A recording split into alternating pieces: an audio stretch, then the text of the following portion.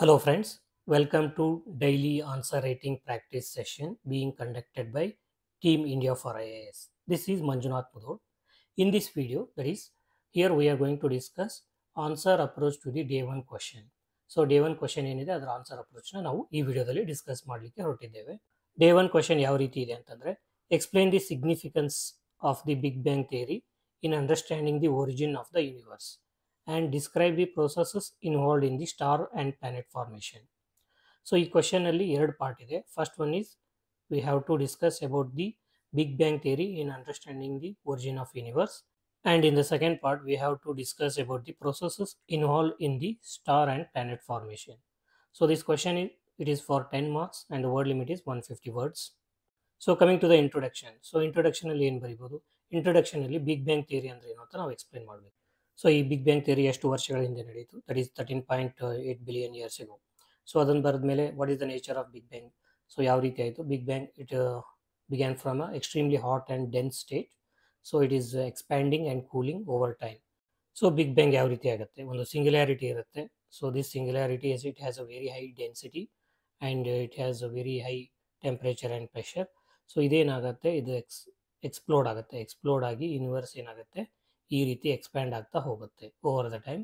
So over the time ಇದು explode ಆಗಿರೋ ಜೊತೆಗೆ ಏನಾಗುತ್ತೆ, it is expanding and also its temperature it is cooling down. So ಅದನ್ನು ನಾವು ಇಲ್ಲಿ ಎಕ್ಸ್ಪ್ಲೇನ್ ಮಾಡಬೇಕಾಗುತ್ತೆ. That is the definition of big bang theory. So ನಾವು ಇಂಟ್ರೊಡಕ್ಷನಲ್ಲಿ definition of big bang theory ಬರೆದ ಮೇಲೆ then we have to address the first part, that is significance of the big bang theory in understanding the origin of the universe. So ಈ big bang theory ಯಾವ ರೀತಿ universe origin ಆಯಿತು ಅಂತ ಯಾವ ರೀತಿ ಹೇಳುತ್ತೆ ಅನ್ನೋದನ್ನ ನಾವು ಇಲ್ಲಿ ಬರೀಬೇಕಾಗುತ್ತೆ. ಸೊ ಫಸ್ಟ್ ಪಾಯಿಂಟ್ ಬಂದು ಫೌಂಡೇಶನ್ ಕಾಸ್ಮಾಲಜಿ. ಫೌಂಡೇಶನ್ ಕಾಸ್ಮಾಲಜಿ ಅಂತಂದ್ರೆ ಏನು, ಇಲ್ಲಿ ಏನು ಹೇಳುತ್ತೆ ಅಂತಂದರೆ, so big bang theory it provides a framework for understanding the universe's large scale structure. So ಈ ಜಗತ್ತು why this universe is such a large scale structure ಅದು ಯಾವ ರೀತಿ ಎವಲ್ಯೂಷನ್ ಆಯಿತು, ಮತ್ತು ಈ ಕಾಸ್ಮಿಕ್ ಮೈಕ್ರೋವೇವ್ ಬ್ಯಾಕ್ಗ್ರೌಂಡ್ ರೇಡಿಯೇಷನ್ ಯಾವ ರೀತಿ ಎಮಿಟ್ ಆಗ್ತಿದೆ. ಸೊ ಈ ಎಲ್ಲ ಫಿನಾಮಿನಾಗೆ ಏನು ಮಾಡುತ್ತೆ ಬಿಗ್ ಬ್ಯಾಂಗ್ ಥಿಯರಿ ಎಕ್ಸ್ಪ್ಲನೇಷನ್ ಕೊಡುತ್ತೆ ಅಂತ ಬರೀಬೇಕು. So coming to the second point, evidence. So ಯಾವ ರೀತಿ ಎವಿಡೆನ್ಸ್ ಕೊಡುತ್ತೆ ಬಿಗ್ ಬ್ಯಾಂಗ್ ಅಂದರೆ ಈ ಯೂನಿವರ್ಸ್ ಯಾವ ರೀತಿ ಎಕ್ಸ್ಪ್ಯಾಂಡ್ ಆಗ್ತಿದೆ. ಸೊ ಅದಕ್ಕೆಲ್ಲ ಕೆಲವೊಂದಿಷ್ಟು ಎವಿಡೆನ್ಸ್ನ ಕೊಡುತ್ತೆ. So that those evidence can be explain with the help of big bang theory. So ಏನೆಲ್ಲ ಎವಿಡೆನ್ಸ್ ಕೊಡುತ್ತೆ ಅಂತಂದರೆ red shift of galaxies. So ಇವಾಗ ಗ್ಯಾಲಕ್ಸೀಸ್ ರೆಡ್ ಶಿಫ್ಟ್ ಆಗ್ತಾ ಇರುತ್ತೆ. ಸೊ ರೆಡ್ ಶಿಫ್ಟ್ ಆಗ್ತಾ ಇದೆ ಅಂತಂದರೆ ಅದರ ಅರ್ಥ ಏನು, ಒಂದು ಗ್ಯಾಲಕ್ಸಿ ಇನ್ನೊಂದು ಗ್ಯಾಲಕ್ಸಿಯಿಂದ ದೂರ ಸರಿತಾ ಇದೆ ಅಂತ ಅರ್ಥ. So this indicates it's expanding the universe. Then cosmic microwave background radiation. So ಈ ಕಾಸ್ಮಿಕ್ ಮೈಕ್ರೋವೇವ್ ಬ್ಯಾಕ್ಗ್ರೌಂಡ್ ರೇಡಿಯೇಷನ್ ಏನಂತಂದರೆ ಅರ್ಲಿ ಯೂನಿವರ್ಸ್ ಆಗಬೇಕಾದ್ರೆ ಬಿಗ್ ಬ್ಯಾಂಗ್ ಏನಾಗಿರುತ್ತೆ ಆವಾಗ ರೇಡಿಯೇಟ್ ಆದಂತಹ ಮೈಕ್ರೋವೇವ್ ಬ್ಯಾಕ್ಗ್ರೌಂಡ್ ರೇಡಿಯೇಷನ್. ಸೊ ಈ relic radiation they come from early universe. So early universe ಏನು big bang ಆಗುತ್ತೆ ಅವಾಗಿಂದ ರೇಡಿಯೇಷನ್ ಏನಾಗ್ತಾ ಇದೆ ಅದು ಎಮಿಟ್ ಆಗ್ತಾ ಇದೆ ಕಂಟಿನ್ಯೂಸ್ ಆಗಿ. This is also one of the evidence for the expanding universe. Then the third point is nucleosynthesis. Nucleosynthesis ಅಂದರೆ ಏನು? So this theory it helps in explaining the formation of the light elements. So ಇವು big bang ಆದಾಗ hydrogen, ಲಿಥಿಯಮ್ಮು ಮತ್ತು ಹೀಲಿಯಮ್ಮು ಈ ರೀತಿ light elements ಆಗಿರುತ್ತೆ. So ಆ light ಎಲಿಮೆಂಟ್ಸ್ನ nucleus ಆಗಲಿಕ್ಕೆ ಕೂಡ ಬಿಗ್ ಬ್ಯಾಂಗ್ ಥಿಯರಿ ಎಕ್ಸ್ಪ್ಲನೇಷನ್ನ ಕೊಡುತ್ತೆ. Now we have to look into the second part of the question, that is formation of stars and planet. So star formation process ಏನೇನಿರುತ್ತೆ ಅಂತ ನಾವು ಇವಾಗ ನೋಡೋಣ. ಸೊ ಫಸ್ಟ್ ಏನಂದರೆ ಗ್ರಾವಿಟೇಷನಲ್ ಕೊಲ್ಯಾಪ್ಸ್ ಆಗುತ್ತೆ. ಸೊ ಗ್ರಾವಿಟೇಷನಲ್ ಪ್ರತಿಯೊಂದು star ಆಗಬೇಕಂತಂದರೆ gravitational collapse of gas clouds ಆಗಬೇಕು. ಸೊ ಇಲ್ಲಿ ಏನಾಗುತ್ತೆ, this is the first process. So ಈ stars, every star including sun, they form from the dense regions of molecular clouds. So ಅದನ್ನು ನಾವು ಏನಂತ ಕರಿತೀವಿ, ನೆಬುಲಿ ಅಂತ ಕರಿತೀವಿ. ಸೊ ಓವರ್ ಟೈಮ್ ಏನಾಗುತ್ತೆ, gravity causes these clouds to collapse. So this is the first stage in the formation of stars. So ಅದಾದಮೇಲೆ ಏನಾಗುತ್ತೆ, ಪ್ರೋಟೋಸ್ಟಾರ್ formation ಆಗುತ್ತೆ. ಪ್ರೋಟೋಸ್ಟಾರ್ ಅಂತಂದರೆ ಆ್ಯಸ್ ದ ಕ್ಲೌಡ್ ಕೊಲ್ಯಾಪ್ಸಸ್ ಅದೇನಾಗುತ್ತೆ, ಹೀಟ್ ಅಪ್ ಆಗುತ್ತೆ. So this forms the protostar. ಈ protostar enough ಮಾಸ್ನ accumulate ಮಾಡಿಕೊಂಡು ಏನಾಗುತ್ತೆ, ಅದರ ಕೋರಲ್ಲಿ ನ್ಯೂಕ್ಲಿಯರ್ ಫ್ಯೂಷನ್ ಇಗ್ನೈಟ್ ಆಗುತ್ತೆ. ಸೊ ಈ ನ್ಯೂಕ್ಲಿಯರ್ ಫ್ಯೂಷನ್ ಇಗ್ನೈಟ್ ಆದರೆ ಪ್ರೋಟೋಸ್ಟಾರ್ ಏನಾಗುತ್ತೆ, ಮೇನ್ ಸ್ಟಾರ್ ಆಗಿ ಕಂಟಿನ್ಯೂ ಆಗುತ್ತೆ. So coming to the sequence of main stars ಏನಾಗುತ್ತೆ, once hydrogen fusion begins in the core of the main star, so the protostar it becomes the main sequence star like our sun. So sun ಯಾವ ರೀತಿ ಇದೆ ಆ ರೀತಿ ಒಂದು main star ಆಗುತ್ತೆ.